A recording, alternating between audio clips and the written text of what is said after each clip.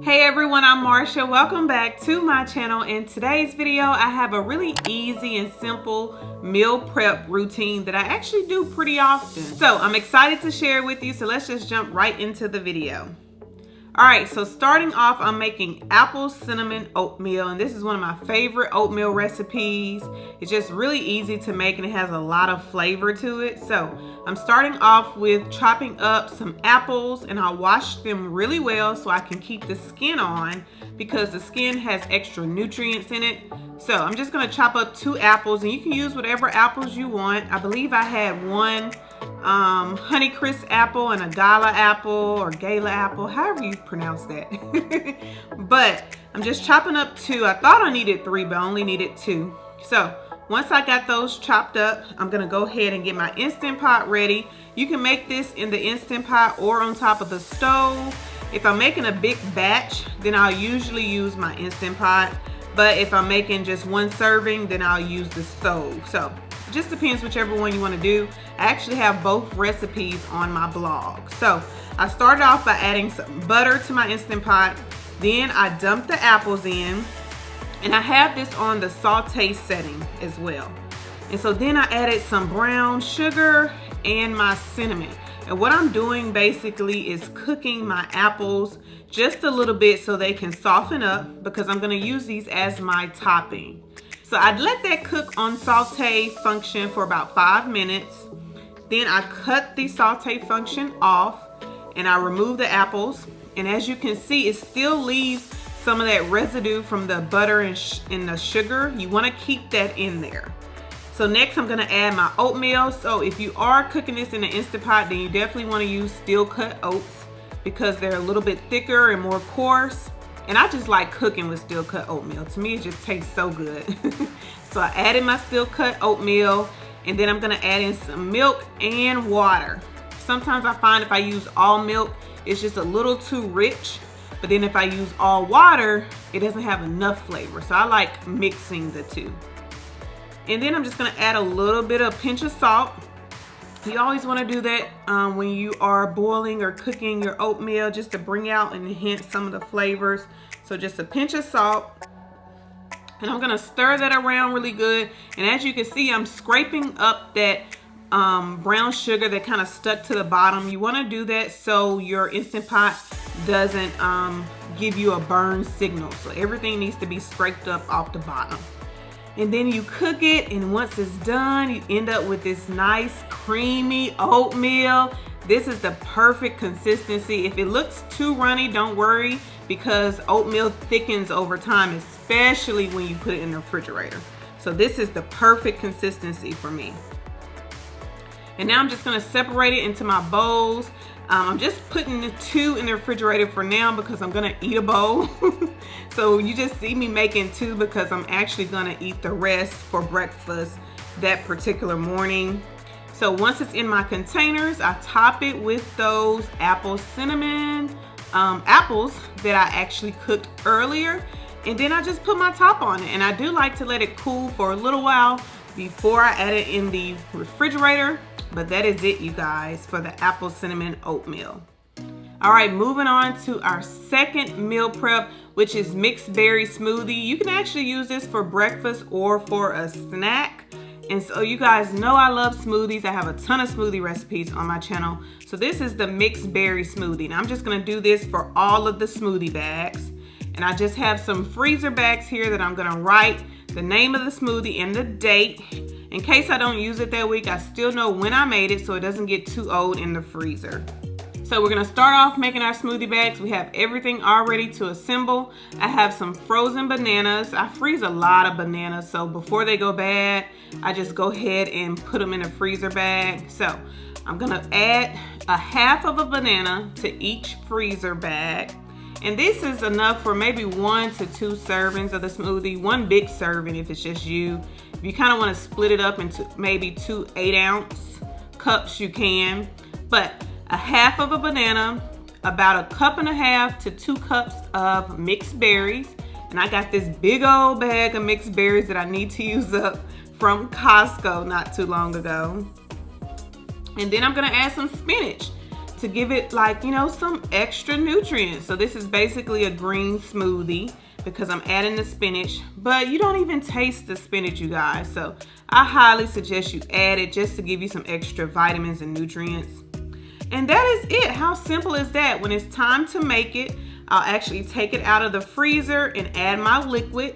You can use either, you know, orange juice is really good. If you use orange juice, you don't need any extra sweeteners. Or you can use almond milk or whatever your favorite is. Apple juice, this actually tastes good with pretty much any type of liquid that you use. And so I'm just making the rest of my smoothie bags here.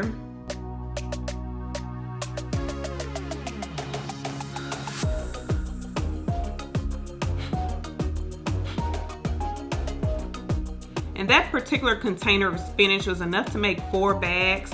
I'm actually gonna save one so I can show you exactly how to make the smoothie once you're ready to make it. So I'm actually only putting 3 freezer bags in the freezer.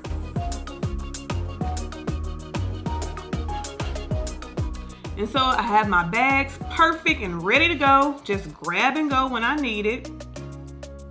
So let me show you how to make this smoothie. So when you're ready, go ahead and add your liquid first to the blender. I'm using orange juice. And then you're gonna take that bag out and then you're gonna add your spinach. Then you're gonna dump in your mixed berries. You can actually just dump the whole bag in. When you take the bag out of the freezer, add your liquid to the blender and then literally just dump the whole bag in. I'm also adding some ground flax seeds. If you watch my channel, you know that I usually add that to every smoothie. And then it's just time to blend and go.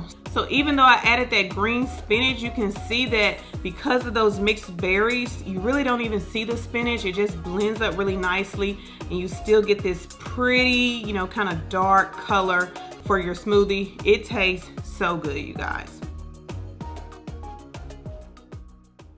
All right, so moving on to lunch. Lunch is something that I really struggle with during the week. So I really wanted to meal prep some type of lunch. And I'm making one of my favorites, you guys, the Southwest lentils and rice, basically a rice bowl, a veggie rice bowl. And if you watch my channel, you've probably seen me make this before, but it's really easy and it has so many nutrients. It's very nutrient dense because it has a lot of veggies and beans and grains. So it's really healthy, really healthy for you. So I'm starting up by chopping up my veggies. I have 1 red bell pepper that I'm just gonna go ahead and chop up.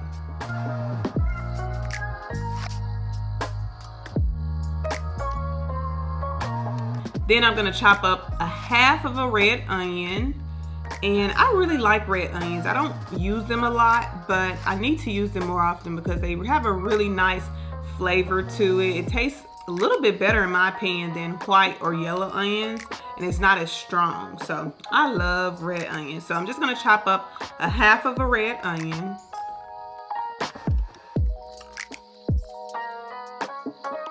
Next, I'm gonna chop up some garlic cloves.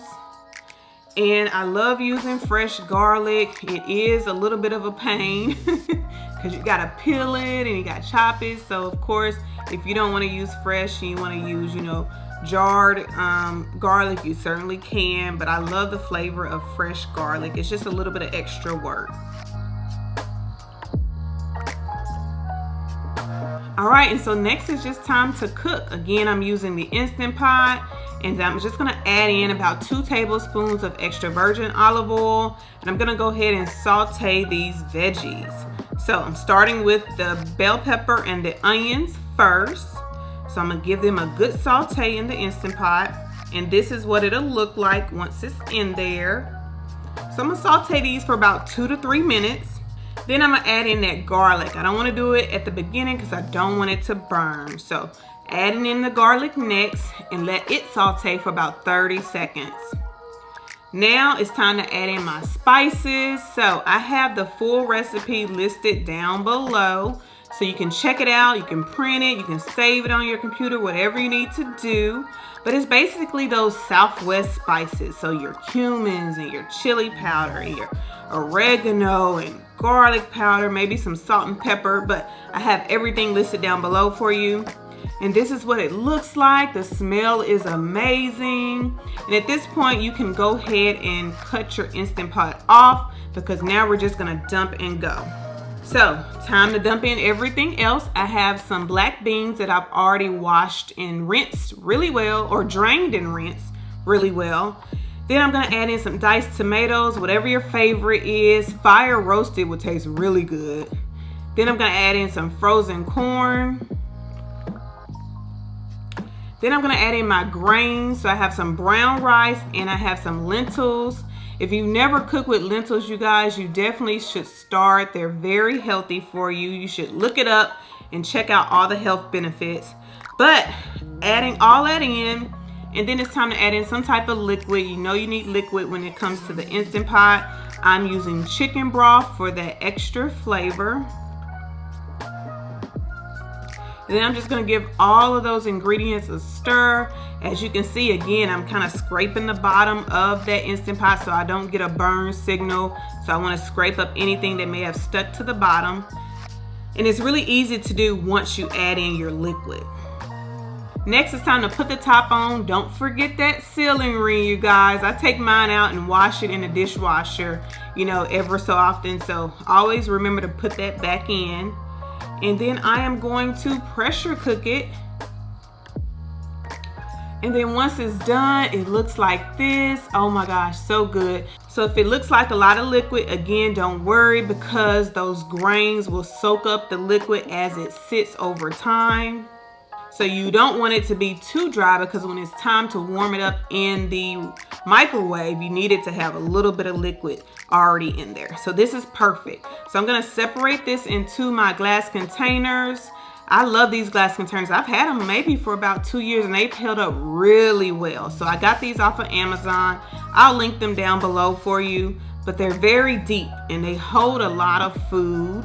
So I'm actually gonna separate this into all 3 of them, and I actually made enough to maybe make about 2 more, but just like with the oatmeal, I was hungry, so I decided to save me a bowl to eat for later. So I'm only putting 3 in the refrigerator right now. And this is what it looks like when it's all separated. And then I'll show you exactly how I like to serve mine when I eat it. So I have my 3 containers that I let cool before I put in the refrigerator. And then this is how I like to eat mine, with a little bit of cheese, avocado, maybe some salsa or sour cream on the side with some chips, but it's so good. So definitely check out this recipe, guys. And that is it for our super easy meal prep. Again, we made our apple cinnamon oatmeal for breakfast. We made some mixed berry smoothies for either breakfast or a snack, whichever you want. But smoothies are always good to throw in the meal prep because it's super easy to make.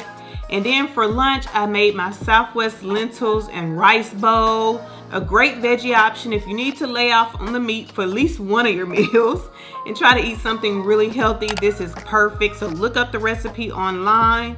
And you guys, that's it. I hope you enjoyed this video. If you haven't already subscribed to my channel, make sure you hit that subscribe button down below. And I'll see you in the next one.